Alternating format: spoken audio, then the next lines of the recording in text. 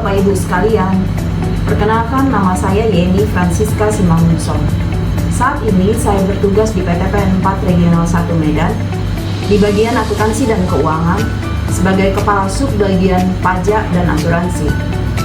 Senang sekali saya diberikan kesempatan untuk menjadi salah satu peserta untuk mengikuti kegiatan Plantation Leadership Development Program Angkatan 33 tahun 2025. Pada kesempatan kali ini, saya ingin mencoba berbagi beberapa learning point dari hasil pembelajaran sesi pre-learning selama 2 minggu pembelajaran. Baiklah, saya akan mencoba menyampaikan beberapa learning point dari modul manajemen bisnis. Sebuah organisasi yang berorientasi bisnis atau business oriented melakukan kegiatan antara lain menyediakan barang atau jasa untuk mendapatkan keuntungan. Tujuan untuk mendapatkan keuntungan merupakan faktor utama yang membedakan organisasi bisnis dan non-bisnis. Keuntungan atau profit adalah merupakan selisih antara pendapatan dan biaya dari sebuah entitas bisnis. Dalam mengelola sebuah organisasi, seorang pemimpin sangat perlu untuk memperhatikan beberapa hal, antara lain 1. Sumber daya manusia, yaitu talent, manajerial, dan tenaga kerja. Yang kedua, sumber keuangan, antara lain investasi modal untuk mendukung operasi yang sedang berlangsung dan jangka panjang. Yang ketiga, aset fisik, yaitu bahan baku, kantor, dan fasilitas produksi, serta peralatan-peralatan yang dibutuhkan untuk operasional organisasi. Yang keempat, informasi, yaitu data yang dapat digunakan atau informasi lainnya.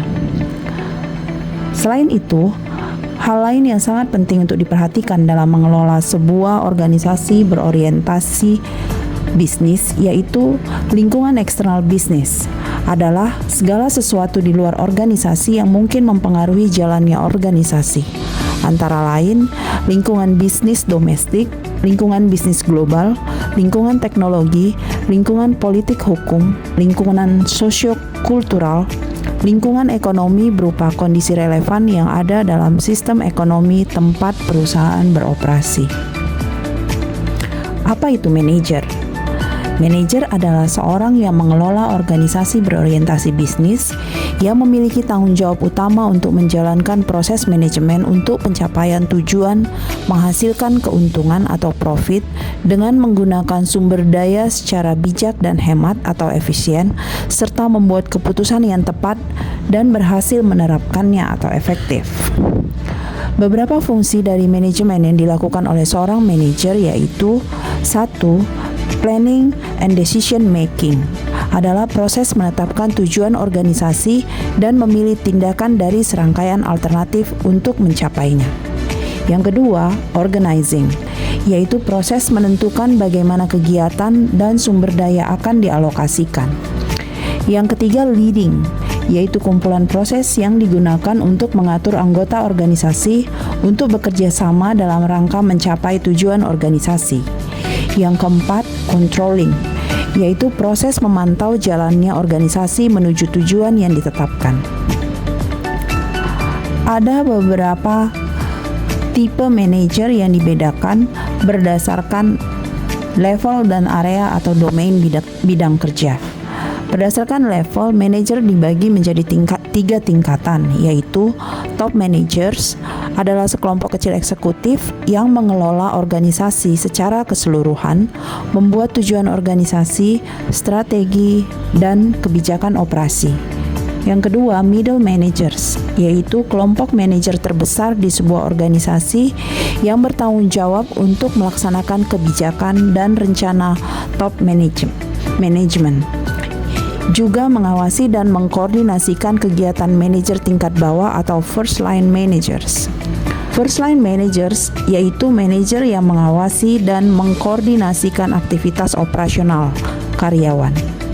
Berdasarkan area atau domain bidang kerja, manajer terdiri dari beberapa tipe, antara lain 1. Marketing managers atau manajer pemasaran yang berkaitan dengan aktivitas konsumen dan klien, membeli produk atau layanan organisasi. Yang kedua, financial managers atau manajer keuangan yang bertanggung jawab mengelola keuangan organisasi, akuntansi, manajemen kas, dan investasi. Yang ketiga, operations manager atau manajer operasional yang berkaitan dengan pembuatan dan pengelolaan sistem, pembuatan produk dan layanan organisasi, kontrol produksi, inventaris, kontrol kualitas, dan tata letak pabrik, serta pemilihan lokasi. Yang keempat, human resource managers atau manajer sumber daya manusia, yaitu manajer yang bertanggung jawab dalam melaksanakan fungsi perencanaan sumber daya manusia, perekrutan, dan pemilihan karyawan, pelatihan dan pengembangan, merancang sistem kompensasi dan tujuan, serta merumuskan sistem penilaian kinerja. Tipe manajer yang kelima yaitu administrative managers atau manajer administrasi, yaitu manajer yang bertanggung jawab secara umum dan berhubungan dengan semua bidang fungsional manajemen yang tidak terkait dengan spesialisasi manajemen tertentu. Yang keenam, others kind of managers atau tipe-tipe manajer lain yang dikembangkan menyesuaikan dengan kebutuhan organisasi. Misalnya, manajer corporate social responsibility yang merupakan posisi manajerial khusus yang secara langsung berkaitan dengan kebutuhan organisasi.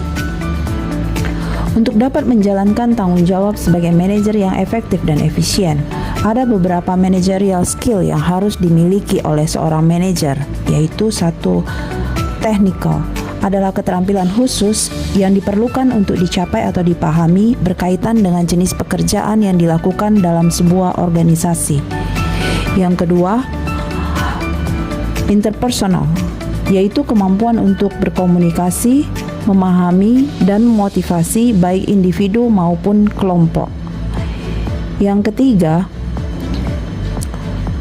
skill atau kemampuan konseptual, yaitu kemampuan manajer untuk berpikir secara abstrak. Kemampuan yang keempat yaitu diagnostik, yaitu kemampuan manajer untuk memvisualisasikan respons yang paling tepat terhadap suatu situasi.